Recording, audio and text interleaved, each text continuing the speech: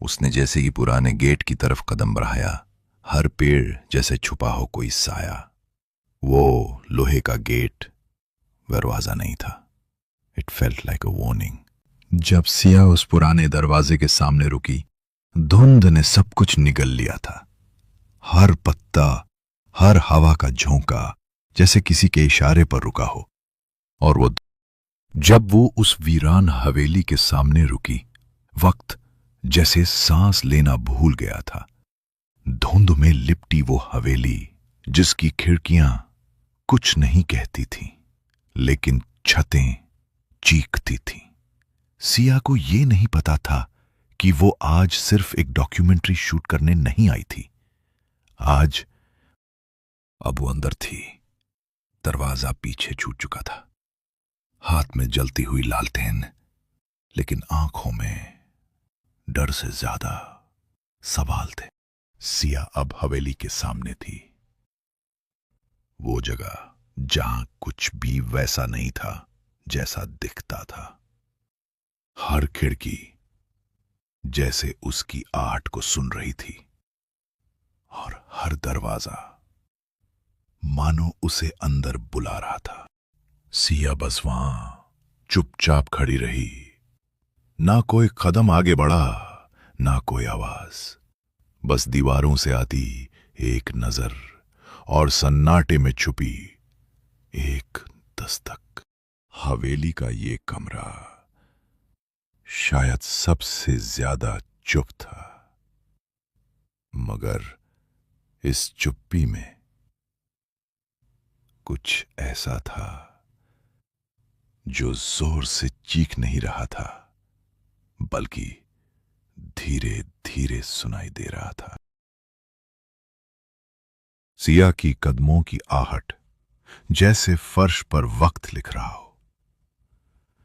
वो धीरे धीरे खिड़की के पास पहुंची, जहां हवा ठहरी थी।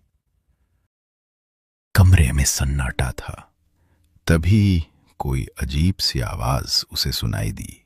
सिया रुकी, फिर धीरे धीरे दरवाजे की तरफ बढ़ी। हर कदम डर से भरा था, लेकिन वो रुकी नहीं। वो शीशे के सामने खड़ी थी। धीरे से उसने अपना हाथ उठाया, और जब उसने शीशे को छूना चाहा, तो वहां सिर्फ उसका अक्स था। वो दरवाजे पर खड़ी थी, सांसें थमी हुई थीं, दिल जोर से धड़क रहा था। एक सरगोशी जैसी आवाज, जैसे कोई बहुत करीब से उसका नाम पुकार रहा हो, लेकिन पीछे कुछ भी नहीं था। और फिर जैसे किसी अनजानी ताकत ने उसे मुड़ने पर मजबूर कर दिया हो, उसने अपना चेहरा दीवार की तरफ घुमा लिया। दीवार पर टंगी वो पुरानी तस्वीर, जिसमें एक औरत की आंखें उसे ऐसे घूर रही थीं जैसे वो उसे पहले से जानती हो। और तब तस्वीर की औरत धीरे से मुस्कुराई। वो मुस्कान ठंडी। दिन था, लेकिन शीशा अजीब सा अंधेरा दिखा रहा था। जैसे ही वो पास गई, उसे अपना अक्स नहीं दिखा, बल्कि एक साया, काला, खामोश और डरावना।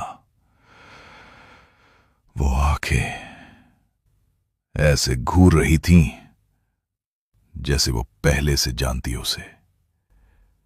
अब ये घर उसी का है। उसने वो पुरानी किताब खोली, जिसके पन्नों पे वक्त की धूल जमी थी। एक प्रार्थना लिखी थी, लेकिन वो किसी आम दुआ जैसी नहीं लग रही थी। वो ज्यादा किसी दरवाजे जैसी थी।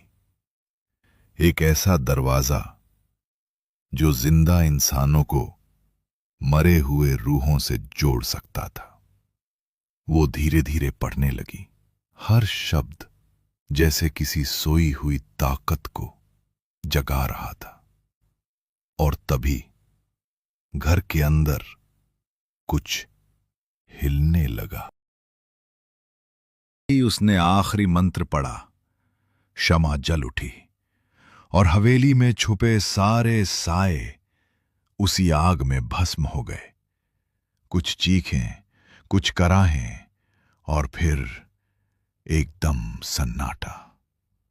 तो ये थी आज की कहानी।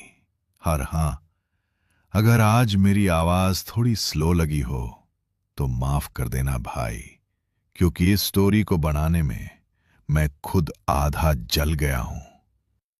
अगर मेरी आवाज, मेरी मेहनत या मेरी भूतिया मेहनत पसंद आई हो तो चैनल को सब्सक्राइब जरूर करना, वरना अगली कहानी तुम्हारे कमरे से शुरू होगी।